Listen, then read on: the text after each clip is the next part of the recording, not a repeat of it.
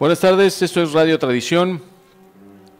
Vamos a continuar con la segunda parte de los 3 programas que habíamos dicho de la serie anterior, que es el camino seguro para encontrar el fin del hombre. Bueno, el programa pasado estábamos hablando de la vocación. En resumidas cuentas, pues es las inclinaciones naturales que nosotros tenemos hacia cierta profesión. Entonces, nosotros hablábamos también de que el no seguir a esa voz interior nos condena a estar estresados, a estar a desagusto donde estamos trabajando, incluso nos puede llegar a representar depresión en nuestra vida. Entonces es muy importante encontrar realmente nuestra vocación. Y esta tarde nos está acompañando el señor Roberto Miramontes y el ingeniero Luis Hernández. Bueno, en esta ocasión vamos a tratar la formación del carácter, que es el cómo. Entonces esta es la segunda parte. Y vamos aquí a invitar al señor Roberto para que nos ayude a encontrar esto de la formación del carácter.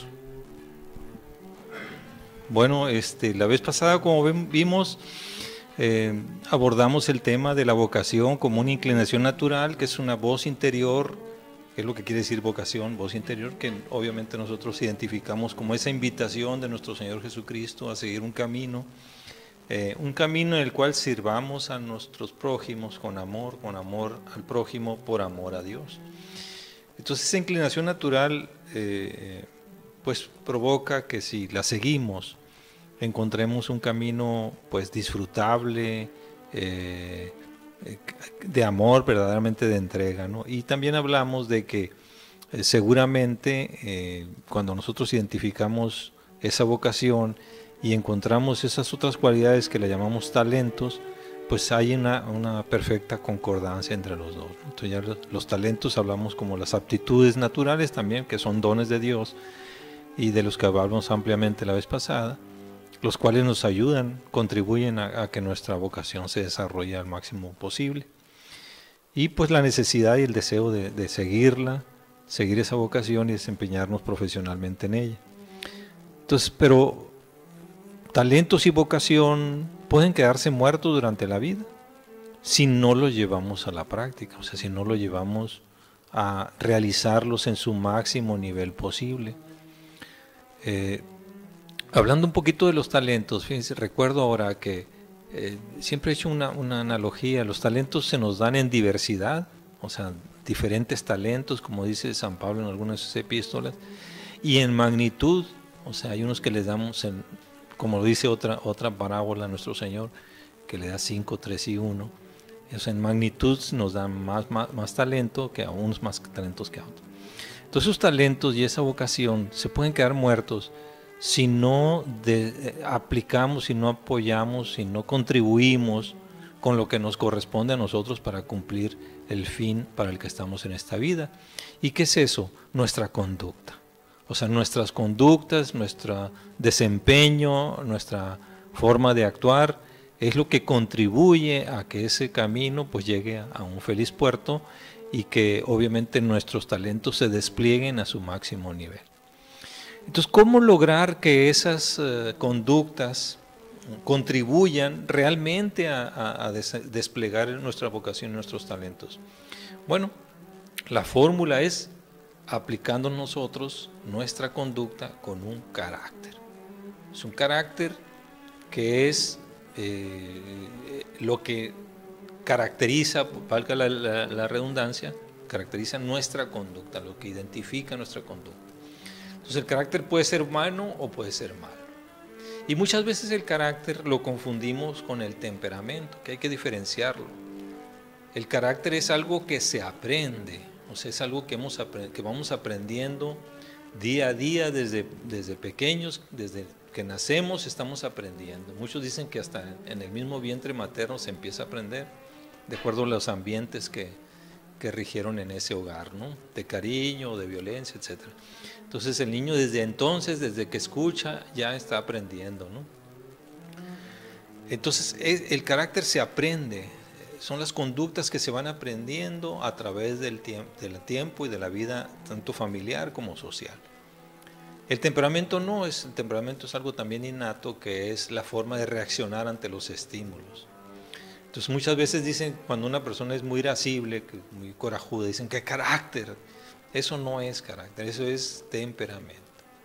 Realmente el carácter son las conductas que hemos aprendido y que a través del tiempo se van instalando y que las desempeñamos cotidianamente. Entonces el carácter viene siendo la suma de conductas instaladas por aprendizaje. Esas conductas que se aprenden y que se replican y que se practican cotidianamente se convierten en lo que nosotros llamamos hábitos.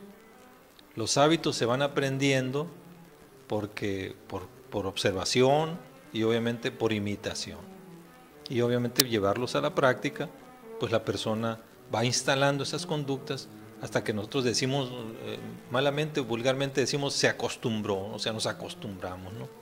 Pero realmente son hábitos que se instalan por aprendizaje. Entonces, ¿cuándo empezamos a aprender esas conductas? Yo quisiera hacer dos momentos de la vida de la persona. Cuando nosotros somos niños de 0 a 6 años, no tenemos uso de razón. O sea, no tenemos el juicio, discernir con profundidad o con reflexión o con crítica las conductas que se nos enseñan.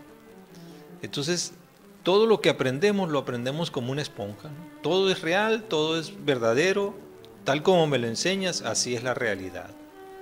Entonces, de 0 a 6 años, nosotros como padres estamos enseñando con el ejemplo, con las actitudes verbales o no verbales, con nuestra conducta, misma conducta, estamos enseñando al niño, porque el niño está aprendiendo por imitación o por observación.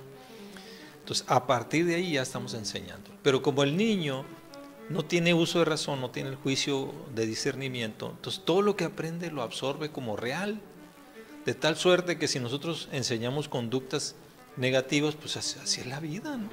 Así es la vida como la estoy viendo, o como me la pone en la televisión o en la internet. Entonces yo lo absorbo, lo veo como real, lo imito y la práctica lo voy instalando como una conducta.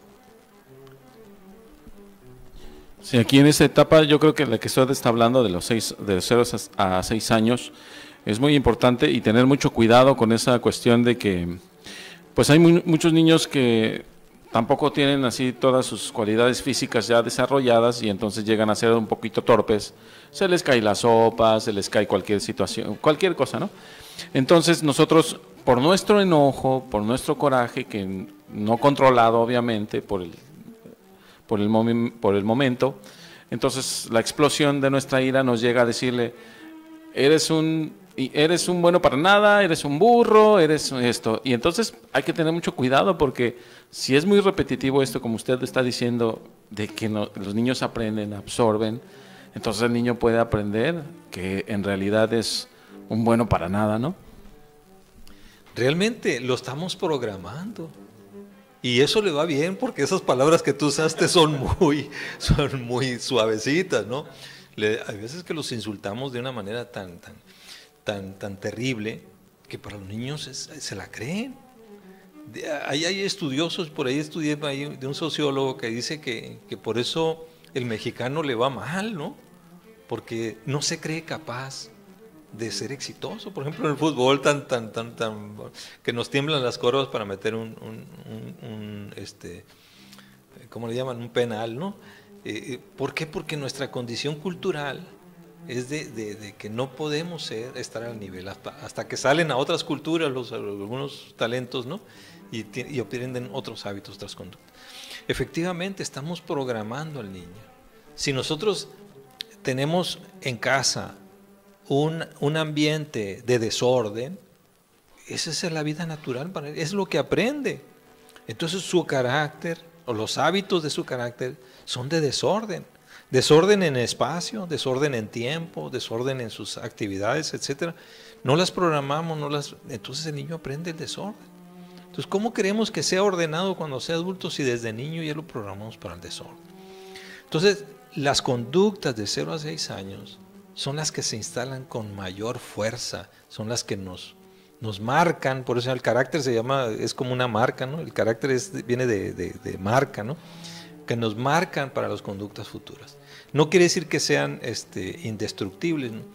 El carácter, las conductas pueden cambiar, pero sí debemos decir que esas conductas aprendidas durante esos primeros años son las que son muy fuertes, muy sólidas, muy instaladas en la conducta, en el aprendizaje de los niños, y prácticamente van marcando su carácter para adultos. Entonces hay que tener mucho cuidado los primeros años. Entonces, ¿cuáles son los hábitos que hay que enseñar a los niños, o más propias para enseñar a los niños de 0 a 3 años, por ejemplo? Hay estudiosos que dicen que las conductas más adecuadas son el respeto, ¿no? El respeto, el orden, el afecto, o sea, la integración del niño como parte de la familia. Marcan mucho. La parentalidad es indispensable, porque eso le da sentido de autoridad, o sea, la autoridad, el respeto a la autoridad, la jerarquía del padre e hijo es muy importante para marcar su carácter, esos hábitos. Fíjense cómo el carácter se va formando con esas actitudes, ¿no? De parentalidad, de orden, de disciplina, ¿sí? El padre las instala, y las instala desde los primeros años. Y curiosamente, lo comentábamos en otra ocasión, que los padres están preguntándole a los niños si quieren hacer lo que les conviene, ¿no? Como tomarse una medicina, o alimentarse, o vestirse, o bañarse. Eso, o sea, le estamos preguntando, le estamos dando una autoridad que no le corresponde al niño, ¿no? Estamos perdiendo nuestra autoridad en esos primeros años, y obviamente, pues, ¿por qué nos quejamos cuando tiene 7 o 8 años si desde el principio estamos renunciando a nuestra autoridad? Entonces vean cómo desde el principio nosotros podemos ir marcando los principios de autoridad, de respeto, de orden, ¿sí? A medida que va creciendo el niño, pues obviamente le vamos dando mayores conductas de mayor complejidad, como responsabilidad, hacer tareas de la casa, contribuir al funcionamiento de la casa, y eso va creando hábitos de responsabilidad. ¿Qué viene siendo responsabilidad? Es ese hábito de responder ante mis conductas, ¿no? Si yo hago algo mal, entonces sé que me van a sancionar. Entonces ya la responsabilidad viene en la etapa un poquito más puber, y obviamente ya el pudor y todo eso ya en la parte de la adolescencia. Laboriosidad, patriotismo y otros hábitos, ¿no? Entonces vean cómo gradualmente podemos ir enseñando a los niños a conductas que le van formando el criterio. Si nosotros rompemos las reglas en casa, adivinen qué va a hacer el joven cuando ande en la calle. Pues romper las reglas. Si rompemos nosotros las reglas y nos ve que tiramos la basura por la ventana del carro, pues adivinen qué va a hacer el niño cuando esté más grande. Lo mismo, etcétera. Si le damos mordida al policía, ¿por qué nos quejamos que tenemos una sociedad corrupta? Y no es el gobierno, es la sociedad, pues. Entonces, vean pues cómo nosotros estamos creando hábitos, conductas positivas o negativas desde el principio. Y eso se aprende principalmente en casa, en los primeros años, y ya en la sociedad, en los demás. Entonces decíamos que cuando el niño aprende conductas positivas, entonces tiene las defensas, porque su carácter es fuerte, las defensas para repeler lo que le agrede, lo que le hace daño, ¿sí? Yo les decía en uno de los cursos, en una de las reuniones, a alguno de mis clientes les decía, ¿para qué le enseñas al niño, para qué le formas un carácter al joven? ¿Para qué? ¿Para qué le dices, le haces que sea fuerte, que tenga decisión, que tenga firmeza? Y yo les decía, para que sepan decir no, ¿sí? No a la droga, no al sexo, no a las pornografías, no, para que aprendan a decir no. Entonces el carácter fuerte sabe repeler, sabe defenderse de las agresiones del mundo o todo lo que le va a hacer daño. O bien, la otra acción del carácter es para que pueda emprender las grandes obras, ¿sí? Que se atreva a hacer una profesión que los demás dicen que es muy difícil, ¿no? Que se atreva, que tenga esa audacia, que es una virtud, es un hábito bueno, audacia, no intrepidez, audacia, para poder asumir compromisos con su grupo, con su sociedad, con su gente, de misiones y de cosas grandes, verdaderamente retadoras, ¿no? Al alcance de sus posibilidades. Entonces esas dos acciones las hace un carácter fuerte, firme, maduro, o sea, defenderse de lo que le va a agredir o poder afrontar los retos que le va a presentar la vida. Entonces cuando nosotros formamos un carácter fuerte, firme, ese niño lo estamos preparando, o ese joven lo estamos preparando para que enfrente la vida con fortaleza, con firmeza, con justicia, con templanza, que la templanza es esa fuerza interior que le hace soportar las tentaciones, las invitaciones, la ira, tanto las tentaciones, lo que le agrede por fuera y lo que le agrede por dentro. Entonces, esa templanza le hace a él ser firme, en paz, tranquilo ante los embates del enemigo, o tranquilo y en paz ante las circunstancias y oportunidades que le brinde la vida. Entonces, como ven, el carácter es el que le da solidez a su conducta, a su desarrollo, a su desempeño, en un camino que él ha decidido seguir, que es la vocación, con los talentos adecuados. Bueno, y tomando como base la pregunta, bueno, ¿y cuál es el carácter bueno o el correcto o esos hábitos, ¿no? Y por eso, bueno, nosotros los creyentes tenemos esa guía que son los mandamientos de nuestro Creador. Entonces hay que formar el carácter, pero también con ese rumbo, ¿verdad? De lo que ya, no hay que descubrir el hilo negro, lo que ya está escrito, los mandamientos de nuestro Dios, ¿verdad? Es lo que, como se debe de formar. ¿Y dónde está? Como dice Roberto, pues lo tiene que ver en la casa, lo tiene que ver el niño con ejemplo, que los mandamientos de Dios sean la guía de ese hogar, sea lo que rija ese hogar y lo que rija, ¿verdad? ese carácter, porque al final de cuentas, pues como ya se mencionó, el fin del hombre es llegar a adorar a Dios, ¿verdad? Fíjate qué buen analogía nos hiciste. Y regresando a los mandamientos, dice, pues el primero es amar a Dios sobre todas las cosas, ¿no? Y al prójimo como a sí mismo. Entonces, pues ahí está encubierto lo que es la vocación a través del camino y el amor al prójimo. Y luego no jurar en nombre de Dios en vano, que es una inclinación perversa, ¿no? De jurar por cualquier cosa. Y santificar las fiestas, o sea, contra lo que los demás hacen, ¿no? Las fiestas mundanas de Semana Santa y todo eso. Un joven con carácter dice no a eso y da una Semana Santa que en todo el mundo lo tiene todo menos de santo, ¿no? Entonces el verdadero católico dice no a toda la perversión mundana y acepta que esos días son para guardarse, etcétera, ¿no? El respeto a los padres, ¿no? O sea, el respeto que se le debe al padre tan perdido, que los mismos padres quizá hemos renunciado a la autoridad que nos corresponde, ¿no? Y los niños se están encumbrando por una renuncia que estamos haciendo nosotros, o la mujer se está tomando posiciones que no le corresponde por renuncia del hombre. Entonces la falta de carácter, la falta de fortaleza, la falta de autoridad, la falta de respeto, el respeto que hemos inculcado.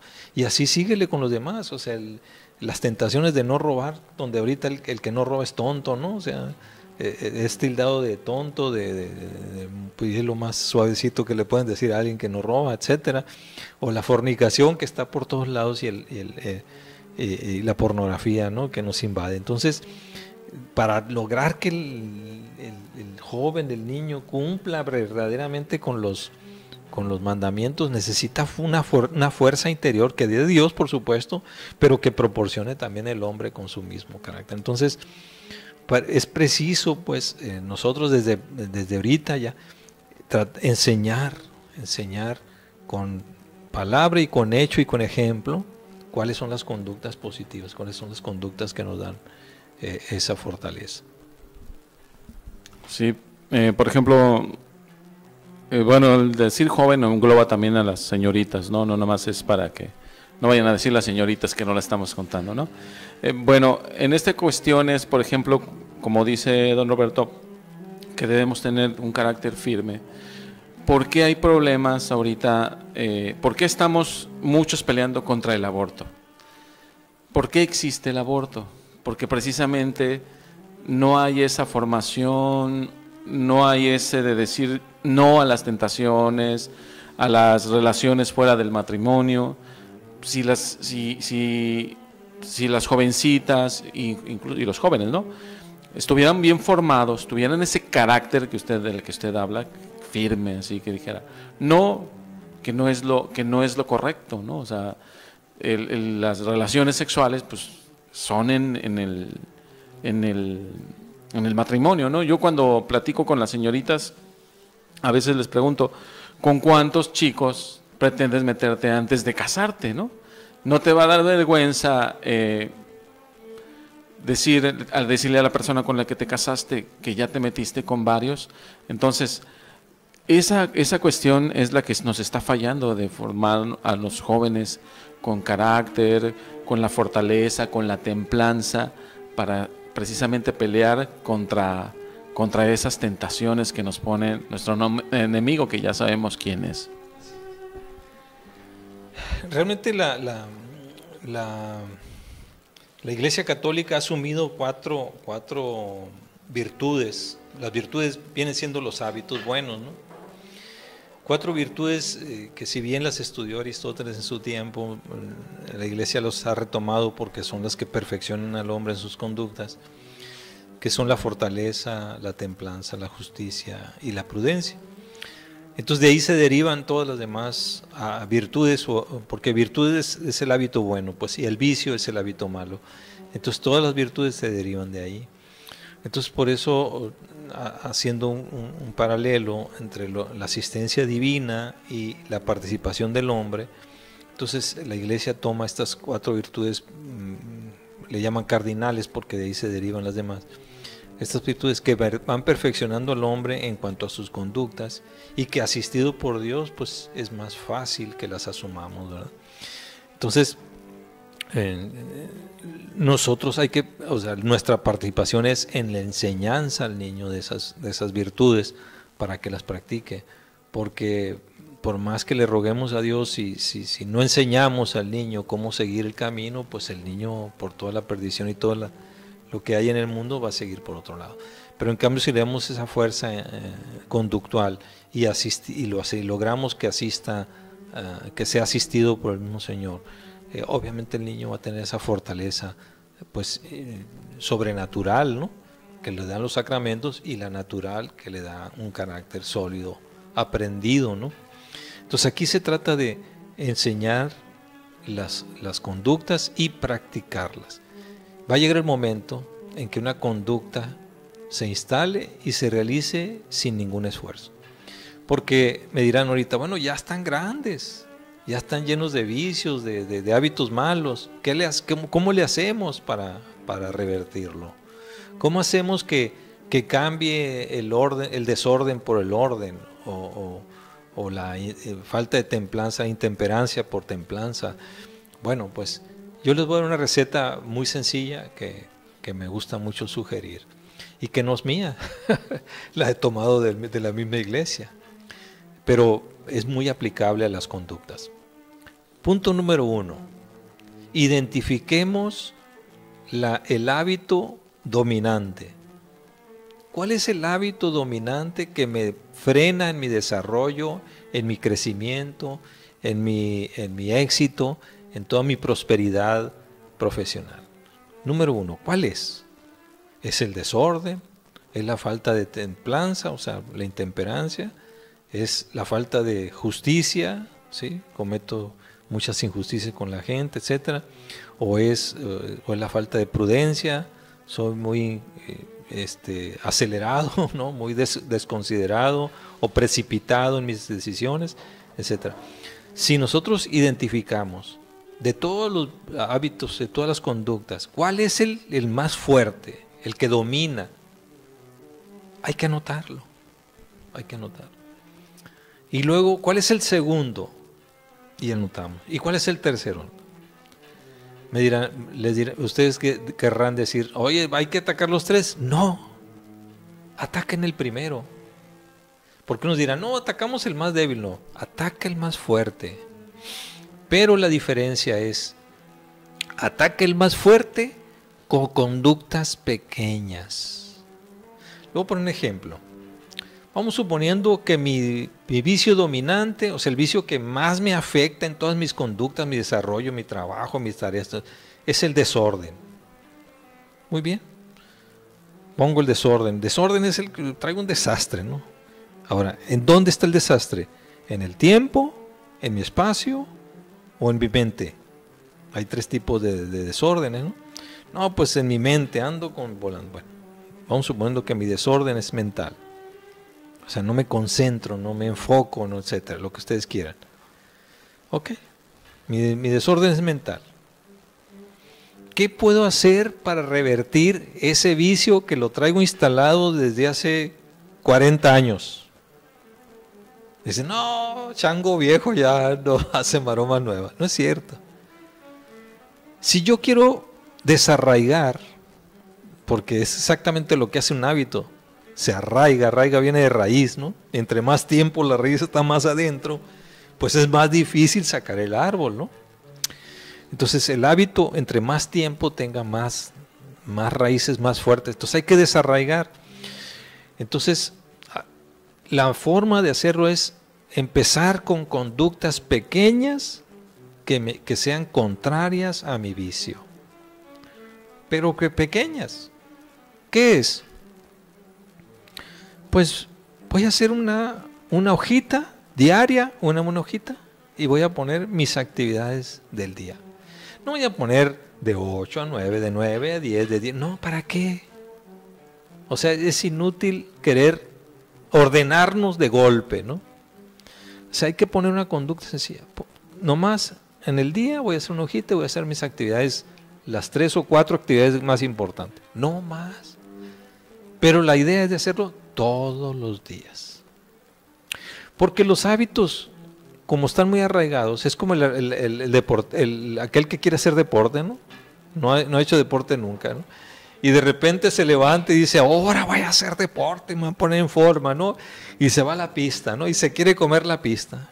Y da una vuelta y 2 vueltas y termina todo agotado. ¿Saben lo que va a pasar al día siguiente? No se va a levantar, calentura le va a dar, ¿no? Es lo mismo con los hábitos, lo mismo pasa. Queremos cambiar lo que tenemos años practicando, que está muy arraigado. No. Entonces empecemos con conductas sencillas, simples, pequeñas. ¿Qué es lo que va a provocar el generar una conducta pequeña, pero contraria a nuestro vicio?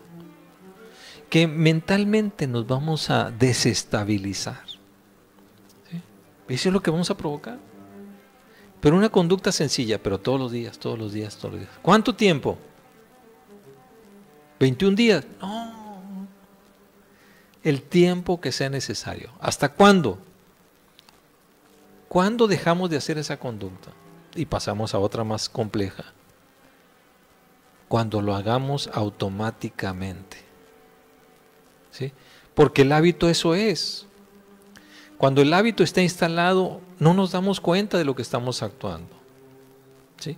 Entonces, cuando esa conducta sencillita, ya la hagamos por hábito, valga la redundancia, o sea, ya nos damos cuenta, entonces ya se instaló una conducta contraria a mi vicio dominante.